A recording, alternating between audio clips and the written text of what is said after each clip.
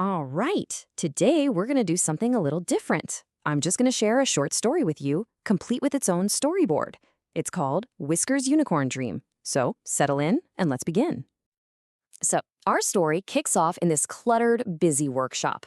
We meet our hero, a curious cat named Whiskers, who's surrounded by all sorts of tools and gadgets. Suddenly, there's a boom, and well, a tinker's spark, a puff of surprise, glitter flies up to cloud the skies.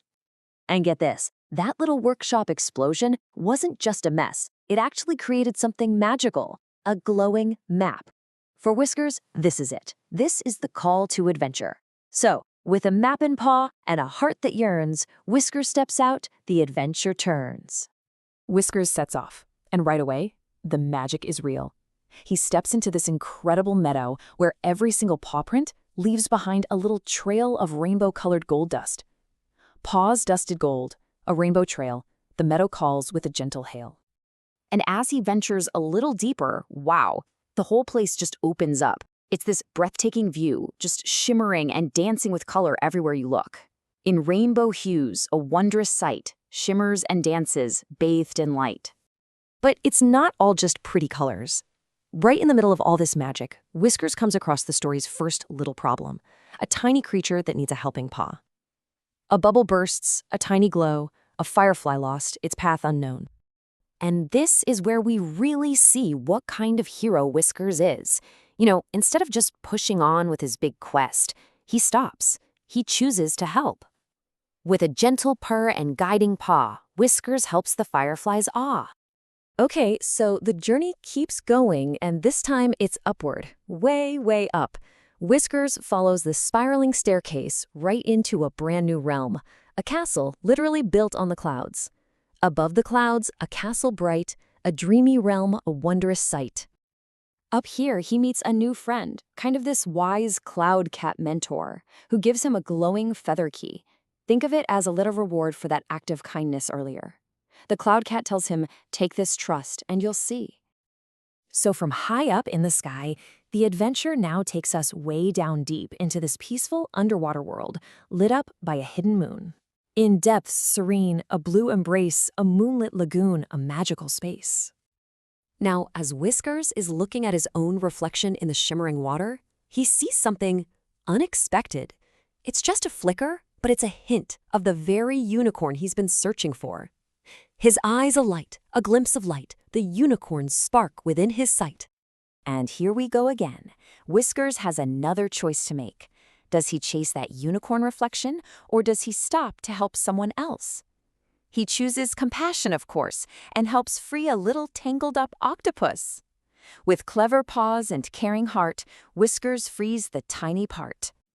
And right then, in that moment of kindness, the real magic happens. It becomes clear what this quest was all about. A shining horn, then scarf of hue, shows what kindness always does do. Turns out, the unicorn wasn't something he had to find, it was something he had to become. So, what's the big finale? A party, of course. All the friends Whiskers made along the way, the firefly, the octopus, they all come together to celebrate with him. Together they dance in moon-kissed glow, hearts alight, their love does show. And the story wraps up with its core message, just as that magical map fades back into the stars. With kindness shared, a magic true, Whiskers' heart shines bright and new. It's a sweet story, right? I mean, it's got all the classic pieces, a curious hero, a magical quest, a really heartwarming moral at the end. But here's where things get really interesting, because the story itself is only half of it. The other half is who wrote it. So yeah, take a second. Who do you think wrote that?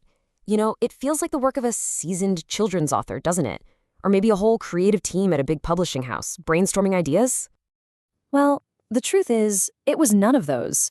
The author was a team of 4 small, local artificial intelligences. Yeah, you heard that right. Everything you just saw, the character, the plot, those magical worlds, even every single rhyme, was thought up, debated, and written by AIs working together.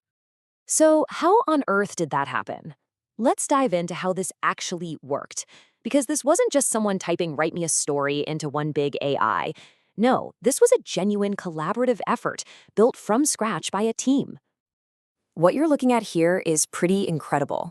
See, the AIs operated like a human creative team. They didn't just spit out text, they made the big decisions together. They agreed on the story's length, 14 panels. They picked the classic 3-act structure. They even debated and decided on the story's core moral. These weren't just random outputs. These were decisions they all agreed on. And just to be super clear, we're not talking about one giant AI brain doing all the work. The team was made up of 4 totally distinct models, which the project actually named Peter, Mary, Ian, and Paul. And each one had a specific job in brainstorming and polishing the story. And this is where you can really see that teamwork in action. I mean, look at who contributed what idea. It's almost never just one AI. For that first panel, Ian suggested the workshop, but it was Mary who chimed in and said, hey, Whiskers should be wearing goggles. Later, it was Paul's idea for Whiskers to see the unicorn horn in his reflection. It's this amazing back and forth. One idea sparking another, building the final story piece by piece. So that brings us to the big question, right? Did this experiment actually work? Did this team of AIs manage to create a good, coherent story? Well, according to the project's own final report, the answer was a huge yes. The final result wasn't just a jumble of ideas. It was, and I'm quoting here, a complete, coherent, and fully compliant storyboard. That means it checked all the boxes for a good children's book. Simple language, clear visuals, an emotional journey, the whole shebang. So this whole thing leaves us with a pretty mind-bending question to chew on. We tend to think of creativity as this uniquely human thing, but we also know that so often creativity is a team sport. It's about collaboration, bouncing ideas off each other.